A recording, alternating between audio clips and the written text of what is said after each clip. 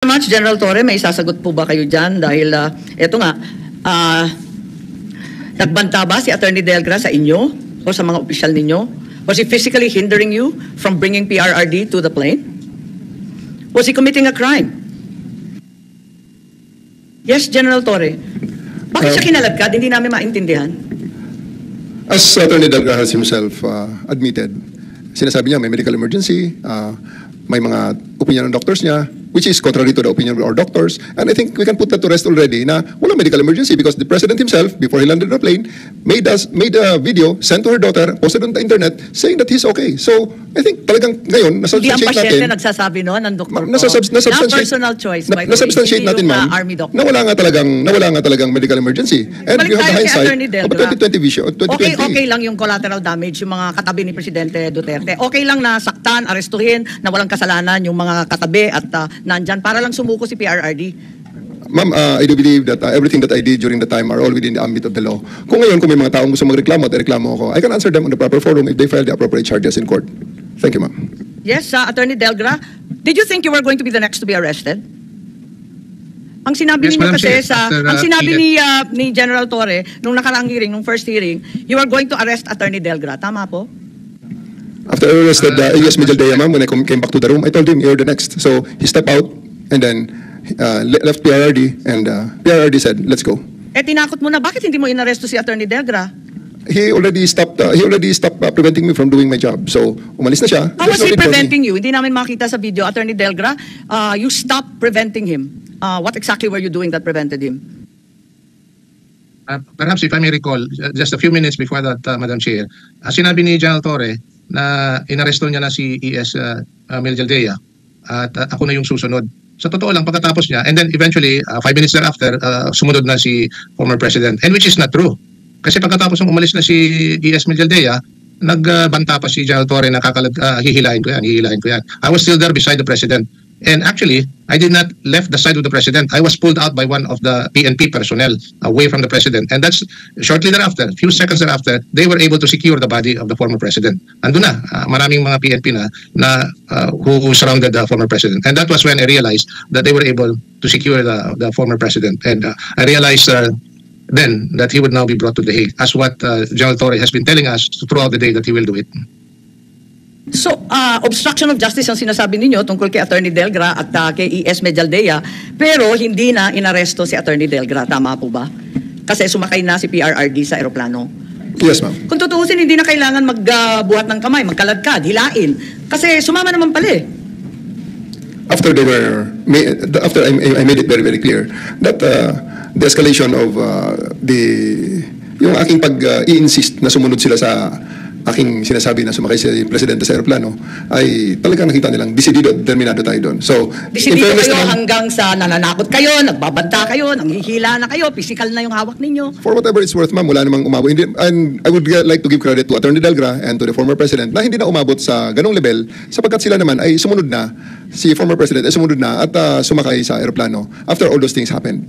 Pero napakaliwanag sa ating revised penal code, sa obstruction of justice, napakaliwanag rin sa manual ng PNP na dapat walang force, violence, threat, intimidation, or other means to vitiate the free will of the arrested person. So, bawal pa rin yun, di ba, sa manual ninyo? Bawal talaga yung paggagamit ng dahas, pananakot, pambabanta. Bawal yun eh.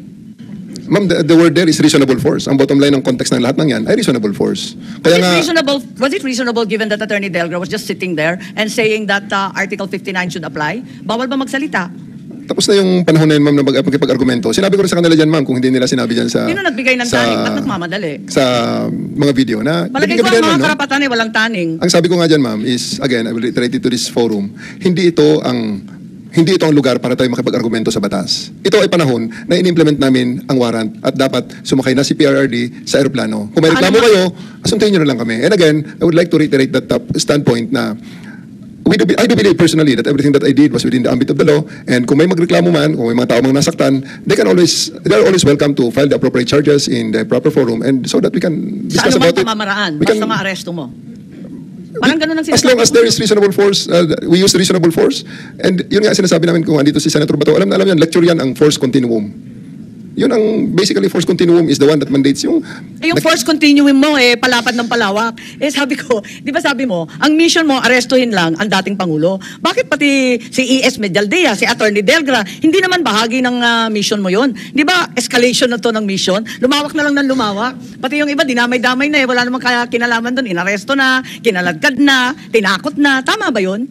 Nakita nyo naman, ma'am, si Attorney Delgra pa lang hinawakan ko, bigla na lang pumasok na si Kitty. Lalo na siguro pag andyan sila at pinatayo na ang presidente at Ako naman, General, sasabihin nyo sa akin, takot ka sa babae. Escalation of force lang, ma'am, ang tama lang namin. Tama Kahit lang sa na, babae? yung appropriate force lang. Yung appropriate force lang. Kung Hindi delikado naman naman, si PRRD yan Hindi naman yan ang mission order mo. Mission order mo si PRRD, hindi lahat ng kalakip na at kalapit niya. anyway, ma'am, as I said, we'll just, kung may mga gustong magreklamo doon na sa tingin nila ay nalabag ang kanilang mga karapatang pantao, we committed mistakes, let's... May edad na rin si Attorney Delgra. May sakit si E.S. Medialdea. Tingnan mo naman yung nakaharap sa kanila. Kaya ba nilang pigilan kayong mga pulis na arestuhin si PRRD kung inais ninyo? Tingnan naman ninyo yung itsura. Yes. Di ba, libo-libo yan Ang pinagmalaki pa, 7,000 ang handa. Yes, ma'am. Actually, they actually were successful in preventing us from taking custody of the president for 10 hours. Nung inescalate na lang namin at inalis na namin sila sa scene, saka pa lang namin nagawa ang aming mission. Nagbawalan kami mag-contempt at sinabihan kami na wag na lang. Kaya hahayaan ko na lang kahit labo-labo yung kwento po ninyo. Magtiisan po tayo pero hindi talaga ako natutuwa dahil hindi nagsasabi ng totoo at iba-iba yung sagot.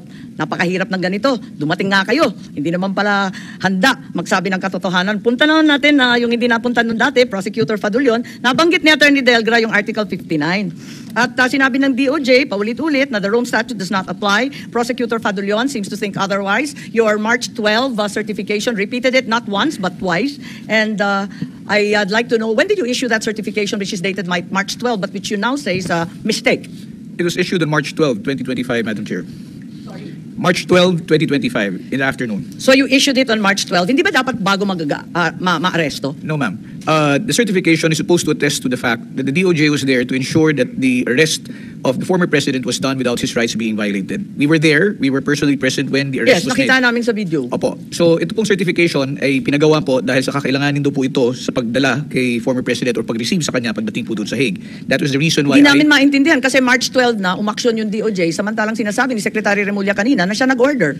Paano nagkaganon? Yung order nahuli pa sa March 12. Yung aresto March 11. Let me clarify, Madam Chair. The certification is supposed to certify to the fact that the former president was arrested and his date of arrest was on March 11, 2025. Now, erroneously, it was indicated there as March 12, 2025. The certification that we will be presenting to you later was prepared in the afternoon of March 12 to certify and attest to the fact that the former president had in fact been arrested on March 11, 2025. And this was sent to Ambassador Lacanilao for the purpose of him presenting it when the president reached The Hague. Okay, we've read the March 12 certification. You cited Article 59 of the Rome Statute. Why did you cite it? We cited it, ma'am, because in the looking at the warrant of arrest as well as the diffusion notice, it made reference to certain provisions of Article 59 of the Rome Statute insofar as the things or matters that had to be attested to. So nilagay lang po namin yun para po makumpleto po or to, how would I say it, to cover all bases that all the requirements that were needed were actually complied with. Yung pala mismo yung ating prosecutor, sinasabi yung Article 59 will apply. Bakit dinisregard ninyo, General Torre, nung isinisigaw ni Attorney Delgra yung Article 59? Parang sinabi ninyo na it does not apply, tuloy-tuloy pa rin kayo at binaliwala ninyo yung pakiusap niya, yung Article 59. Ma'am, I always refer the legal issues to the DOJ. No, nandun ka na Andun na si Attorney Delgra, nakikisuyo na yung Article 59 will apply. Ibig sabihin, magkaroon ng counsel, dalhin sa korte na Pilipino, at yung iba pang mga patakaran na nakasaad dun sa Article 59. Sinasabi na nga ng abogado, sinabi pati ng DOJ ngayon, bakit binaliwala mo? That is something that I cannot decide on at the time, ma'am, and the DOJ is there. I refer everything to them. I defer to their legal opinion, and the order has not changed. The order is still bring the president to the plane that will bring him to The Hague. So yung Article 59, hindi ninyo alam yon sa madaling sabi?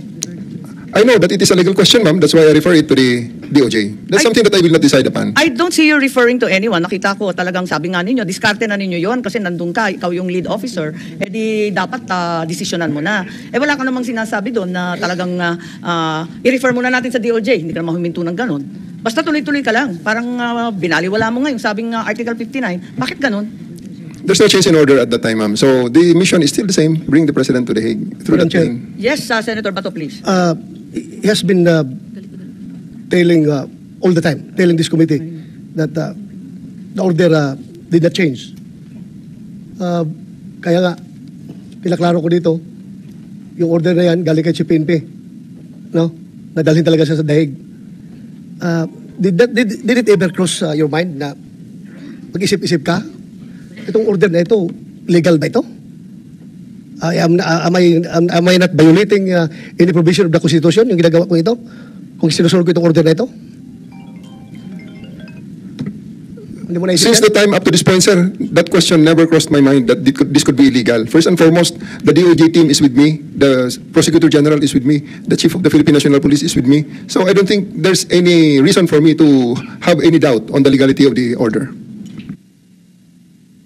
How about yung violation sa Bill of Rights na ginawa ninyo? Again, sir, the DOJ is with me, the Chief PNP is with me, so I really don't have any reason to believe on or question the legality of the order, sir. So I do believe up to this point, since we started this operation, that Pero everything that we dinig na did is dinig within the namin. bounds of the law. Naku, Continue. General Torre, dinig na dinig namin, paulit-ulit si Attorney Delgra, Article 59. At nalilito kami, ba't hindi mo tinawagan yung DOJ? Teka, may Article 59 na sinasabi. Abogado ka ba? Ma'am, speaking of the DOJ, Attorney Fadulyon, the Prosecutor General, was there. Andun kayo at sinagot ninyo yung sinisigaw ni Attorney Delgra na Article 59 ng Rome Statute po. We were there, Madam Chair, and we heard everything. Pero if I may be allowed po to put things in proper context, kasi yung tinitingnan po nating video is just a portion or a snippet of what actually happened. Tagal na po namin iniintay yung buo pero wala namang ibinibigay. Ma'am, hindi po. Maaari po siguro nating hingin yan dun sa mga kapulisan because meron naman po sila mga body-worn cameras the whole time that the incident... Matagal na po namin iniintay at hinihingi. At any rate po, ma'am, if I may, yun nga po, yung nakikita po nating video at ang ipinapakita po, ay isang portion lamang po nung nangyari nung buong araw na yon. Now, yung sinasabi po ninyo na if si General Torre exerted unreasonable force, it was not, if you look at that video on his face, kung yun lamang po, it would appear that way. But if you look at how it escalated from the time that they were brought there up until the time that the arrest was effected, you will understand, or we will all begin to understand what it is that actually transpired. Hindi naman po yan sabihin natin na pagpasok po, tuwing pumapasok si General Torre, inamimuwersa o nananakot o nagbabanta. Marami pong beses at saksi ho kami doon sa mga pakiusap at pagpapasensya ni General Torre the entire time that the warrant was being effected. Sinasabi po ninyo, Prosecutor Fadulyon, naubos na yung pasensya, kaya wala nang karapatan. Hindi ko po sinasabing naubos yung pasensya. Parang ganun kasi sabi, gabi na ang tagal na That is yun ho yung perspective ni General Torre. Pero sinasabi ko po, from an observer's point of view who was there, yung proseso po ay sinunod at mahaba hong panahon ang pinadaan bago po tayo dumating doon sa punto na kinailangan ng gawin ni General Torre na siguro pagsabihan at nung hindi sumunod ay pinusasan si former ES Medialdea at para lamang po maihiwalay sila kay former President Duterte na yun ang kanila pong gustong makuha. Kasi po, hindi po nakikita ron na sinasabi natin tumayo lamang naman, naglagay lang naman ng upuan. Hindi po ganun ang nangyari. Yun ang nakikita sa video Exactly, Wala namang ginamit na dahas, wala namang sigawan, wala namang pagbabanta. Yes, but Hindi naman tumulak. Prior to that, Madam Chair, there were instances when the things that General Torre wanted to do were being impeded. So, I would understand also from the perspective of General Torre, he had a mission that he had to implement and accomplish. He could not do it because of the so many dilatory tactics that were employed. So, dumating po dun sa punto na nagkainitan at maintindihan ko rin po na kung kailangan pusasan, dahil po, hindi naman ho yun ang ultimate na objective niya. Nakiusap ho muna. Nung hindi po sumagot o tumugod dun sa pakiusap, dun na po umabot sa punto na kailangan na pong pusasan. If I may, Madam Chair. Pagkatapos sa posasan, ay sino po yun? Yes, Attorney Delgra. Matapos posasan, release naman. Tapos sinakay sa aeroplano, nagtataka ako paano nagkaganon. Ang gulo So, Attorney Delgra, please. Yes po, Madam Chair. I take exception to the statement, PD Padulyon. Yung phrase na, it's beyond my pay grade, I heard it from him. I heard it from General Torre and Yusek Nicolas T., whom the first time I met him was inside Villamor Air Base. I also talked to him separately. At I appealed to him. Nakikita niyo muna kung anong ginagawa ni General Torre sa ating presidente. Disrespecting the president, tinatakot, no? We will do it the hard way or the easy way. We have invoking the medical emergency. We have invoking Article 59. At palagi yung sinasabi nitong tatlo na it's beyond their pay grade. Tell me it is not true. Prosecutor General Padulyon, that you told me that. Prosecutor, and then please. I asked you, whom will I talk to make sense of all what's happening inside Villamor Air Base? You cannot even tell me the name or any name for that matter na pwede kong kausapin. May I And that's the reason why I take exception to what he's saying. And to say that may dilatory tactic, alas 2 ng hapon, 3 hours after we arrived there, the plane was not ready. So there was no delaying tactic. Yes, Prosecutor, would you like to respond to Attorney Delgra, Yes, please? Madam Chair. Attorney Delgra did approach me and asked me if I could ask if it would be arranged that the former president be brought to the veterans. Yun po ang pinakiusap niya sa akin. Pero ang sinabi ko po sa kanya, susubukan ko pong itanong, pero wala po yan. Hindi ko po desisyon yan. Dahil ang trabaho po ng Department of Justice doon ay para po tiyakin na ang karapatan ng dating Pangulo ay maprotektahan. Okay? It is incorrect to say that there were no dilatory tactics. Kasi from the very start po, pagdating ng eroplano, nandun pa lang ho sa tube, nagsabi na po sa amin na hindi po sila lalabas kung halimbawa pong wala silang kopya ng warrant. So nung nakuha na ho yung kopya ng warrant, lumabas na po sila at dinala po sila doon sa 250th at kung saan sila pinagpahinga. Nandun na po si Attorney Delgra at that time. There were demands for doctors to be there. PNP had brought in their own doctors. Ang nagiging problema po kasi doon, Madam Chair, is that hindi po pinahihintulutan yung doktor ng PNP na i-counter-check yung findings po ng doktor ng Ako, dating prosecutor, alam naman ninyo, physician, choice ng arrested, hindi ba? Nung Yes, tao. yes, ma'am. Hindi naman miski sinong doktor, hihatakin mo. Tapos Hindi po namin sinasabi na ipinagbabawal o hindi ho pinapahintulutan yung dating. Nagbawal. 3-4 na oras bago pumasok. Pinaliwanag ni Senator Bongo, naghihintay sila sa labas. Hindi ma'am, meron ho nakarating na doktor doon right after, I don't know if it was just before lunch or right after lunch. That's as much as I know. Okay? Pero yung sabihin po na wala hong dilatory tactics, sa dami ho ng pakiusap, magmula nung basahan ni General Torre, si dating Pangulo, marami hong pakiusap na mag-uusap po kasama ang mga abogado. And this happened 2 or 3 times already. Of course, we cannot make decisions also on the requests as far as veterans is Bakit concerned. po kayo may deadline? Wala po kaming deadline, ma'am. Sabi mo, matagal ni. No, ang sinasabi ko ho, ma'am, is that matagal, yung nakikita natin sa video ay kakapraso lamang. Kung titingnan po natin yung kabuuan na kung ano nangyari, malalaman po natin kung bakit nag-escalate o naging ganun po ang pagtrato o pag-handle ni General Torre nung inaresto niya si E.S. Mijaldea. May deadline ba o may time frame ang pag-aaresto? Wala naman pong deadline, kaya lamang po ang tawag nito, the former president was already placed under arrest. General Torre had his orders to have him boarded on the plane. And I think that was the one that he was trying to make sure that he was able to implement that particular time. A lot of time had already passed since the time na nabasahan po. And it was only around, 10 o'clock or past 10 o'clock when it was actually implemented. Naguguluhan lang kami kasi sinabi ni General Torre, we are going. Unang-una, ma'am, ang reglementary period, mamalasin naman kami kung hindi namin ginawa ang trabaho namin. Despite your stance na hindi ito warrantless arrest, may warrant kayo. Kaya tatanungin ko na naman si General Torre, please, para maliwanagan tayo, ba't kayo nagmamadali na dalhin sa Hague?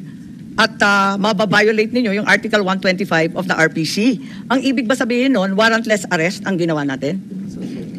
Ma'am, thank you very much for giving me the chance to clarify that 125 statement.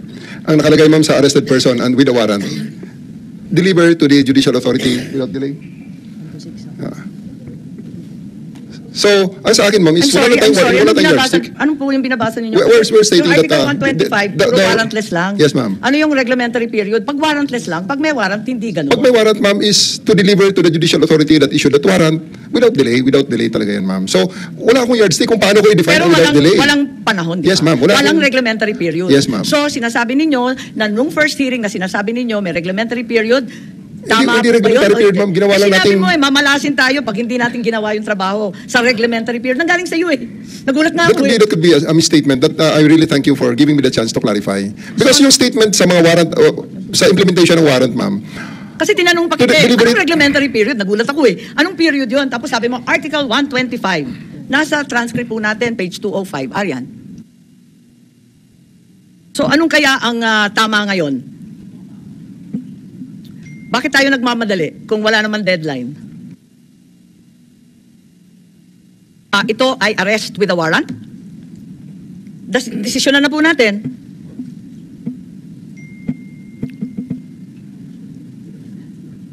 Naku, Senator Bato, pampresinto na ito.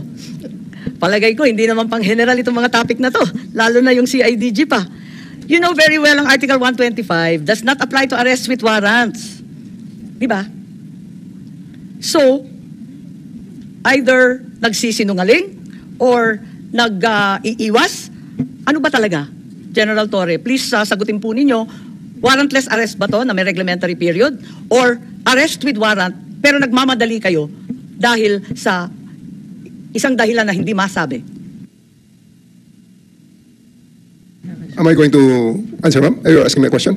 Because I'm saying a while ago, and I think I was cut in the middle of the explanation, that I'm using that 125 just as a yardstick on how to I will look at the requirement of unreasonable. There's no reasonable Sabi delay po ninyo, supposedly. mamalasin tayo. Ayan, mamalasin naman kami pag hindi namin ginawa ang trabaho namin. Because how do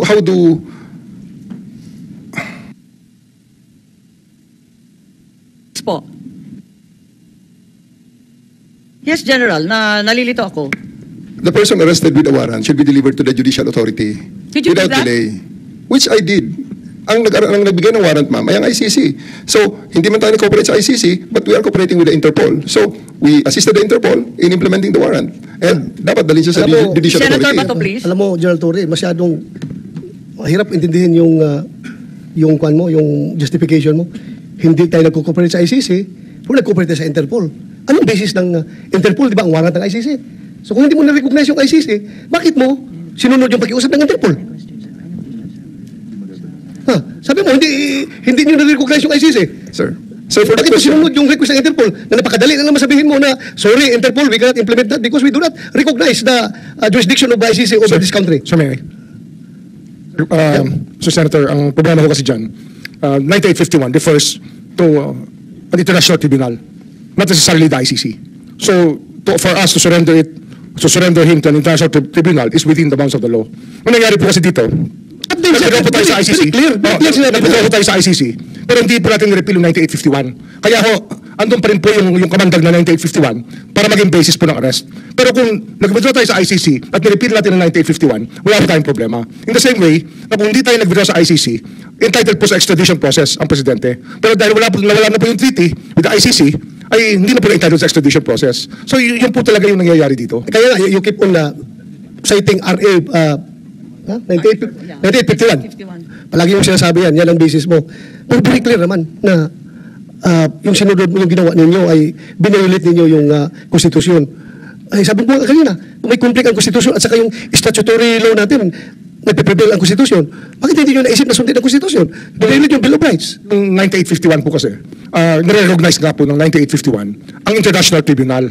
Nire-recognize siya po eh. And it's something that was forgotten in the process of withdrawing from the ICC. Kaya naiwan po yun eh. That's why that option remained for the government to surrender the former president. Pero kung hindi tayo nag-withdraw sa ICC, ganun din po, he would have been entitled to Article 59 process of the judicial process. I-validate po sa court yung warrant. Alam mo sir, ito ibabalik ko sa iyo yung sinasabi mo. In July 2023, you mentioned in one of your interviews that if the ICC will come to the Philippines, you will consider it as usurpation of authority of the Philippine government and violation of Philippine laws. What are the laws you have in mind during the Senate interview that might be violated by the ICC? Kasi pagpapasok ko sila rito at preparation nila mag-imbestiga, then they will be usurping the power of the DOJ. Marami ho talaga ma-violate na usurpation of authority po ang mangyayari dyan. Kaya nga, ano nga ang nangyayari po dito, ang ICC po ay hindi talaga, ang kanilang kapangyarihan ay naiwan lamang sa individual at hindi po sa state. Hanggang ngayon po wala silang power over our state. Ang Pilipinas po ay hindi saklaw sa ICC. Dahil nag-withdraw po tayo sa ICC. Pero yun na rin po ang dahilan kung bakit ang Pangulong Duterte ay hindi po kayang i-invoke itong provision ng ICC tungkol sa Article 59 sapagkat nag-withdraw tayo sa ICC, so wala na ho tayong treaty with the ICC. So hindi na ho applicable yun sa atin. Alam mo sir, ikaw pilit mong hinihiwalay, Madam Chair, yung tao at saka yung state. Di ba? Hinihiwalay mo palagi. Opo. Kasi may ICJ po. Can you define Kasi may ICJ po for the state. Sandali lang sir. What is a state? Ano ang elements ng state? Di ba? Ang element ng state is territory, people, sovereignty, ano yung pang-apat? Government. So yan ang state. Ngayon, bakit mo ihiwala yung population? Kasi wala akong power over government state natin. wala population. Wala akong power ang ICC over our government. Okay, kasi nga hindi na ho tayo, wala na ho tayong treaty. Over our state. Kasi nag-withdraw po si President Duterte sa ICC na wala na po ang pwede nilang gamitin na kinakailangan pong dumaan po sa korte dahil nga may treaty. Kaya nga hindi ma-invoke ang extradition eh. Yung nga ho yung naging dilema rito. Yung naging gamot ay naging problema. Bakit mo sinurinder? Kung hindi ka ma-extradite, isurrender. May warrant of arrest po eh. May warrant of arrest po over the individual. Sabi mo naman, hindi natin na-recognize yung jurisdiction ng ICC. Kung mag-issues na ng warrant, bakit mo i-implement? Alam niyo ho, we belong to a community of nations and mahirap na pong talikuran ng ating responsibilidad sa community of nations, especially that we have embraced international humanitarian law through the Republic Act 1951. Mahirap, Madam Chair. Balikan na lang natin si General Torre. O kung okay, Senator Bato. Balikan natin kasi yung arrest with a warrant, you know very well na arrest with warrant yung sinasabi ninyo. Alin ba talaga? Arrest with warrant o warrantless arrest? Asa na ba tayo? Nalito na ako. Hindi ko na We have a warrant, maintindihan ma'am. Sorry? We have a warrant. You have a warrant. But nevertheless, meron kayong sinasabing reglementary period. Ma'am, I'm just using it as a yardstick to define yung requirements sa arrest with warrant na delivery of the arrested person to the judicial authority na nag-issue ng warrant without undue delay. But in reality po, that yardstick does not exist. Yes, of course, ma'am. Kasi wala naman deadline pag meron kang warrant, di ba? I should have delivered him earlier, ma'am, actually, kung tutuusin. Oh, Kung Bakit hindi, earlier pa? kung hindi ako inadlangan, ma'am, dapat nadala na kaagad yung sa aeroplano. ganun ba? Yes, ma'am. Ilan ang aarestuhin ninyo? Isa lang naman, ma'am. E.S. Medialdea, Isa lang naman, ma'am. sino-sino pa, si Attorney Delgra. What's the real reason then? Kung hindi naman, sinabi ninyo, hindi naman talaga warrantless arrest. Wala naman talagang reglementary period. May warrant kami galing ICC. What's the reason for the rush to the Hague na hindi man ninyo madala sa isang husgadong Pilipino? As to the nuances of orders higher than Wala namang order sa time limit eh. On the orders Sabi lang, given to me. i-aresto, di ba? Yes, ma'am. Wala namang sinasabi ngayon na, now na. Meron bang ganon? I just executed the orders given to me, which is to arrest him and bring him to the plane that will bring him to the Hague. Hindi pa ma'am. rin yan ang dahilan kung bakit kayo nagmamadali. Ang taas-taas ng blood sugar ng tao, may edad na. Nakikita naman na hilong-hilo na, natulog na. Ba't nagmamadali-dalin sa Hague yan? Nadali na ninyo arestado na ninyo Ba't pa ninyong pinipilit na bumiyahe na kaagad-agad? What's the real reason? Kasi kung talagang reglementary period does not apply, yardstick lang. Ano talaga yung totoong rason at wala nang iba? Di sana sinabi nyo nung unang pagdinig, malinaw naman na lahat ng simula noong unang pagdinig hanggang ngayon, pilit ninyong iniiwasan, sumagot ng totoo. Ano ba talaga yung dahilan na nagmamadali kayo? Ma'am, I will reiterate my answers a while ago. The position that my mission is just bring him to the plane that will bring him to the Hague. As to the rush, if you consider it as rush, It is a I am rush. not in the, Kasi I am dapat not dadalhin privy. pa yan sa husgado, di ba? That is your, that is the... No, if that is the law, sir. If that is the impression that was delivered to you, ma'am, ang sa akin lang is, those are beyond my competence to answer. Kung sa tingin niyo rush yan, it's not rush, it's something that I have to do na talagang isakay lang sa plane because that is the order that was given to me. As to the other nuances of that order, I may not be able to answer that intelligently or competently. Yes, baka may maidagdag si Ambassador Lacanilaw. Dahil nandun din kayo, may nakita ba kayo na dahilan kung bakit kailangan pumunta sa The Hague? Total, kayo ang madalas pumunta sa abroad at kinatawan ng Pilipinas. May dahilan ba kung bakit nagmamadali tayo? Hindi po ako aware o competent para sagutin po yung ganon. Kasi ang sa akin naman ho, ang naging role ko lang yung nung nag-volunteer ako na samahan si former President punta ICC. Lahat tayo hindi alam ang dahilan kung bakit nung araw na yon kinailangan talaga isakay at dalhin sa Hague kahit may sakit, kahit may karapatan pumunta sa husgadong Pilipino, kahit hindi pa nakikita ang pamilya, ang doktor, ang abogadong pili, talagang kinakailangan dalhin na talaga sa The Hague. Ambassador Lacanilaw, I find your answers very misleading Kanina pa, yung sinasabi mo na hindi mo alam na hindi pala siya dinala sa competent court, competent judicial authority. Hindi mo alam. Hanggang ngayon, hindi mo pa rin alam. I'm giving you a chance. Opo, ano po yung Mr. Senator, kung ano po yung nabanggit ko kanina? Yun po. Nandun ka the whole time. Galing sa tube hanggang doon sa Villamor. Nandun ka. Hindi mo rin alam. Hindi mo pa rin alam na hindi siya dinala sa judicial authority. Yes, Mr. Senator. Hindi mo alam. Yes, Mr. Senator. So you're lying. You're lying. Madam Chair, I move to set in contempt Ambassador Lacanilaw. Last chance, hindi mo alam if nilabas sa Villamor si PRRD? Hindi mo alam? Hindi po, Madam Chair. Okay, there's a motion to cite you in contempt. I have to affirm. There being no contrary motion, we uphold the motion to cite Ambassador Marcos Lacanilaw in contempt. Thank you, Madam Chair. I'm giving you the chance already kanina. Sabi ko nga, ayaw namin gamitin yung power to contempt dito, to cite in contempt, pero halata na nagsinungaling ka. Nasa dokumento harap-harapan na po. Mahirap naman yung ganito, konting respeto po. Ma'am, again, may I clarify again, please? Ma'am, it's an extradition form. That's why the questions are answerable by in another jurisdiction, but not our jurisdiction. So it's very hard to answer something that works in a different manner. Hindi nga, sir, ang tinatanong namin sa kanya is kung nandun man siya the whole time, hindi mo niya, alam niya na hindi dinala si President Duterte sa isang competent court. Nga ho, Sabihin niya, hindi niya alam. Kaya ho siya nga nagsabi na siya nag-oversee sa operation. Tapos hindi niya alam na kung dinala o hindi.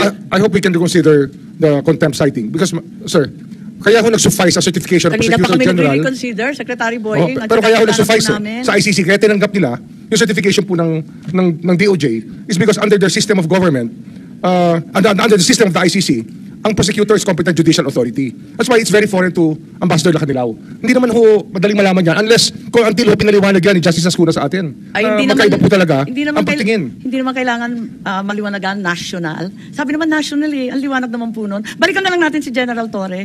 General Torre, ano ba talaga yung dahilan kung bakit nagmamadali? Sinabi mo na hindi naman... Madam Chair, you have ruled already the citing contempt. Thank you, Madam Chair. Madam Chair, if Yes, I may... the ambassador is cited in contempt. I'm sorry. Yes, General Torre, please, we'd like you to be a little bit more forthright and straightforward. What is the real reason for the rush? You yourself said this was an arrest with a warrant. Therefore, no reglementary period as articulated by Article 125 applies. Bakit kayo nagmamadali? Eto nga, may sakit yung tao. Ma'am, I don't have that impression na nagmamadali ako. I waited for 12 hours. I worked for 12 hours to make sure that he boards on the plane. Yung purpose namin is to bring him to the plane because that's the order. That's my order and that's my mission. So, Who gave you the order? Sir, Who gave you the order? the Chief of the Philippine National Police, sir. The Chief PNP. You are giving orders to the CIDG. Who gave you that order? So I'll invoke my executive privilege. Bakit executive privilege po? Paano naging executive privilege po? Nangyari na, tapos na eh. Sino nag-order? Ano yung tanong, ma'am? Po? Can I know the question? Kasi before we continue, ma'am, I'd like to ask for the consideration of the body because can we have a 2 minutes break so I can just whisper to you? I'll give you the break very, very shortly. But in the meantime, can we just finish with Senator Bato's query? Oo, tapusin lang po natin tapos mag-break po tayo. Okay, si Senator Bato, please. May tinatanong yata siya kay Chief PNP. At ito ay may kinalaman sa chain of command lang naman. Pakaliwanag. Sinabi na naman ni DOJ... That's executive privilege pa. Basta usapan na po within the executive department. Hindi na ho namin pwedeng ilabas dito. I think those matters are a matter of executive privilege. Maliwanag. The decision-making process of the executive department, especially on the top level, kasama na po kami, ay executive privilege. But I have gone as far as saying, I gave the clearance. Yes, you have. Clearance, but not order. Well, it can be interpreted both ways, sir. Well, can we not, sir? You gave the order or you gave the clearance I gave the clearance to the SILG. to the SILG? Yes. So meaning the SILG was the one who gave the orders to the Chief PNP? Well, that's why we are citing executive privilege because we do not want to be drawn into this long discussion. Yes, I'm sorry it's so long, but it's also because certain witnesses have been so evasive. Arresting the president or the former president is not the quintessential and non-delegable power of the president, di ba? Yun ang maliwanag sa Senate versus Ermita. Wala namang information that's not available elsewhere kasi pinag-usapan na ni General Torre na nautusan siya ni Chief PNP. So, ano yung problema sa executive privilege dito? Hindi naman kayo military o diplomatic corps, hindi naman diplomatic communications to ng Pilipinas at ICC. Wala naman kaming tinatanong sa ganun. Bakit hindi masagot yan? Maliwanag naman po yung Supreme Court at may limitasyon naman yung executive privilege. Tinatanong lang, sino nag-utos? Paano ba? Ano kasi decision-making process po ng executive department ay mahirap pong ilabas lahat ng nangyayari. Ito yung purpose ng executive privilege. That's the reason why this doctrine was drawn by the Supreme Court in the different cases. Kasi Yes, ito right. ang internal deliberations po ng cabinet at top-level leadership ay hindi po talaga pinag-uusapan. I think that we should give it to each other. Yung caucus po ng Senate, hindi po pinag-uusapan yan. I was once a chief of staff. I witnessed a caucus of the senators, but I never spoke about it my whole life because that is the way it works. In Senate, Kasi kung meron po naging Secretary Remulla, in Senate versus Ermita, it's very clear that General Torre is not covered by the claim of executive privilege. Arresting a person is not a quintessential and non-delegable power of the president. It's very clear. He's not a cabinet member. He's not even the chief PNP. And it's not like this information isn't available elsewhere. And if it's available elsewhere, then we do not need the answer from him, Madam Senator. We will let it go. Partida na lang. Marami tayong linggo na binigay ito. Pero sana mabigyan ninyo kami ng konting linaw kung bakit nagmamadali tayo ilabas ang dating Pangulo. Madam Chair, ang sa akin lang ito, gusto ko bigyan ng DN is not really on the arrest. Yes. Yung pagbiyahe talaga, yung pagsakay ng eroplano, dinala sa dahig. Okay lang, restuin nyo. Dalhin ninyo sa competent court. Isurrender nyo sa RTC. Ipakulong ninyo dyan sa krami. Pero yung dinala, sinakay ka agad sa eroplano, very much premeditated na plano. Kaya gusto namin malaman kung sino nagbigay ng order. Yun lang naman ang gusto namin malaman ng committee na ito. Again, it's covered by executive privilege, sir. I'm sorry. Even with General Torre? Well, it will go up to our level already. General Torre, and then It will go up to our level already, ma'am. And these are internal deliberations which do not have to be discussed in the open. Which should not be discussed in the open at all. Yung executive session? I do not believe in executive sessions, sir, because Yes. I've experienced it here and in the House. Habang nag-executive session, may lumalabas akong information, kaya wag na lang po. But you requested for a 2-minute suspension. We hereby Yes, yes. suspend Please, for 2 please. minutes for biological and other matters the hearing.